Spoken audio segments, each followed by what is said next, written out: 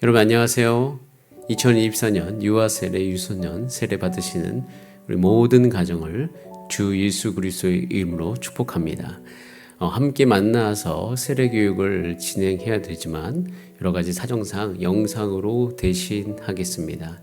그래서 이 영상을 끝까지 우리 부모님들이 잘 청취해 주시고 돌아오는 5월 5일 주일날 유아 또 유소년 세례 또 차질 없이 잘 진행될 수 있도록 함께 동참해 주시기를 바랍니다. 세례란 성부와 성자와 성령의 이름으로 물을 가지고 씻는 예식입니다. 예수 그리스도와 연합됐다는 것이에요. 또 교회와 연합이 되었다라는 뜻을 가지고 있습니다. 그래서 나는 죽고 이제는 주 예수 그리스도로 말미암아 예수님과 더불어 살아가는 삶, 그것이 세례의 징표인 것입니다. 우리는 죽을 수밖에 없는 죄인이었지만 예수 그리스도의 보혈의 공로로 우리가 온전한 죄 씻음을 받아 하나님의 백성이 되었다라는 것이에요. 그래서 세례를 통해서 그리스도와 함께 죽고 새 생명으로 태어나서 하나님의 자녀로 살아가게 되는 것입니다. 자, 그런데 유아 세례, 즉 어린아이가 직접 신앙을 고백하지 못한 이 유아 세례는 어떤 의미를 가지고 있는 것인가? 그것은 부모가 아이를 대신해서 신앙을 고백함으로 세례를 받는 것이에요. 세례는 믿음의 표현이고 책임 있는 결단 아닙니까? 유아 세례는요, 부모의 신앙 고백과 결단이 여기에 포함되어 있는 것입니다.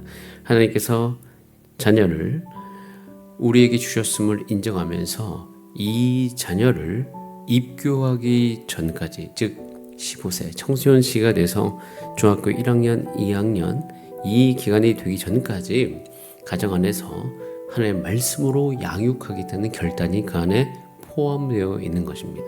그리고 이거는 교회적 의미도 갖고 있어요. 그 아이가 유아 세례를 받으면 세례 교인으로 여기면서 그 아이가 이제 입교하기 직전까지 굉장히 오랜 기간입니다. 한 13, 4, 5년 이 기간 동안 이 모든 자녀를 교회 안에서 책임을 지고 말씀으로 양육하겠다는 것이에요. 말씀을 양육하면서 그들이 예수 그리스도를 만나고 성령 체험받고 그리고 하나님을 위해 살겠다는 정말 그런 자가 될 수 있도록 하게 하는 것, 그것이 이 유아 세례인 것입니다. 그래서 우리는 그 자녀들이 그들도 우리 주사랑교회 안에 있는 거룩 하나의 백성인 것을 기억하면서 그들을 잘 양육해야 되는 것입니다.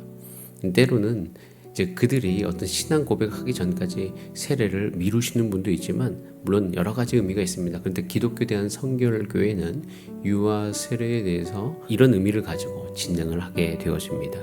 그래서 여러분 이 유아 세례라 함은 꼭 기억하셔야 될 것이 믿음을 가진 부모가 하나의 말씀으로 양육한 것이고 또 교회 유아 세례 받은 이 자녀는 교회와 연합됨으로 말미암아 이제는 그가 장성해서 입교하기 전까지 교회에서 전적으로 그를 말씀으로 양육하겠다는 결단인 것이에요.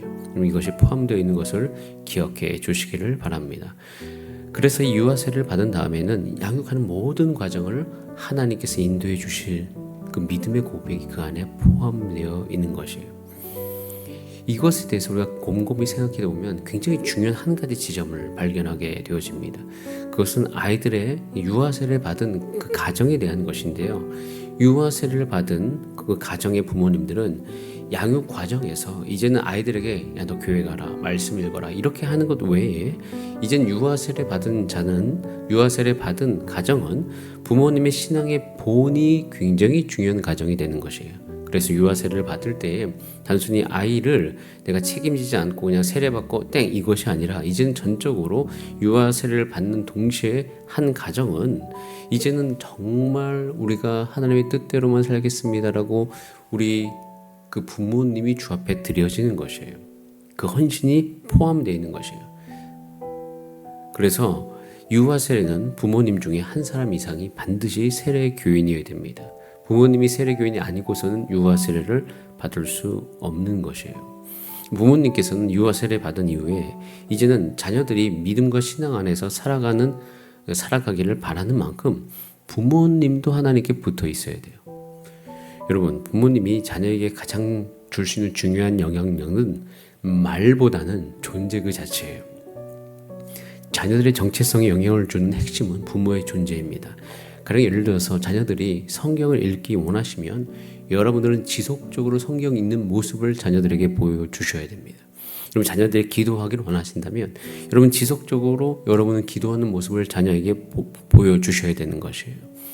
여러분께서 자녀들이 성품이 온전한 자녀로 또 인내와 절제와 기쁨과 희락이 넘치는 모습으로 살아가기 원한다면 여러분이 그런 모습을 그런 존재로서 보여줘야 된다는 것입니다. 그렇기 때문에 이 안에는 여러분들의 삶이 포함되어 있는 것이에요. 우리는 살아가면서 아이들이 잘 자라기를 원합니다. 그래서 이 한 가정이 하나님께 드려진다는 의미로 유아 세례를 받는 것이에요. 여러분, 자녀를 양육하는 그 모든 과정은 만만하지가 않습니다.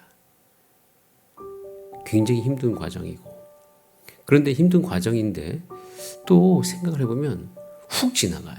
빨리 지나갑니다. 언제 지나가나? 그런데 여러분, 얼마 되지 않아서 15세 정도만 돼도 아이들은 거의 정서적으로는 독립을 해버립니다. 사춘기. 그때는 아이들과 점점 거리가 멀어지는 시기 아닙니까? 그래서 원래 여러분 우리가 아이들에게 영향을 줄 수 있는 실질적인 시기는 15년 정도밖에 되지 않아요. 그렇게 길지 않습니다. 그러니까 영향을 줄 수 있는 그때 우리는 정말 아이들에게 온전한 영향력을 주기 위해서 최선을 다한다는 것이에요. 유아세례는 그 결단이 그 안에 포함되어 있는 것입니다.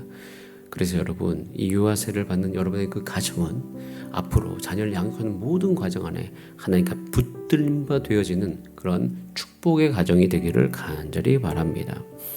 여러분께서 이 유아세례를 통해서 자녀를 하나님 앞에 드리면서 또한 이 자녀도 나중에 입교 시에 자신이 스스로 그때 내가 입교를 할 수 있는 그런 자녀로 성장하기까지 주 예수 그리스도 안에서 잘 보호받게 되기를 간절히 바랍니다. 예수님께서 그 헌신과 결단을 한 여러분의 삶 가운데 하나님의 은혜로 함께 해줄 줄 믿습니다. 여러분, 우리가 이제 유아세례 유수년세 5월 5일 날 받게 되면 부모님들이 문답을 합니다. 그래서 그 문답에 여러분께서는 예라고 대답을 해주셔야 되는데 문답이 이렇게 되어 있습니다. 첫 번째, 여러분의 자녀에게 베푸시는 유아세례를 통하여서 정결케 하신 예수 그리스도의 능력, 그리고 또한 날마다 새롭게 하시며 영원롭게 하시는 성령의 은총이 임재하실 것을 믿으십니까?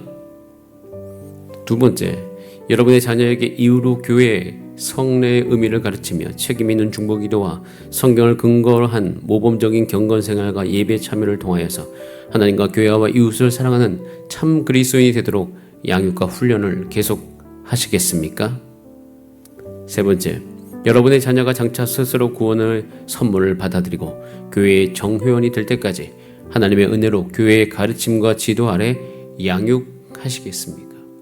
여러분, 이 모든 것에 예라고 답해 주시면 됩니다. 부모님이 예로서 대답해 주시면 아이에게 세례를 베풀고 이 아이는 우리 교회 유아 세례 교인이 되며 우리는 가정과 또 교회 안에서 잘 양육될 수 있도록 함께 중보 기도하면서 연합되어진 모습으로 한 걸음 한 걸음 나아갈 것입니다. 하나님께서 그런 은혜를 여러분 자녀에게 또 여러분 가정에게 주시기를 간절히 바랍니다. 여러분 5월 5일 날 우리가 리허설이 있습니다. 5월 5일 10시 10분까지 자녀들과 함께 교회 본당 지하 2층 큰 예배드로 오시기를 바랍니다. 그때 뵙겠습니다. 감사합니다.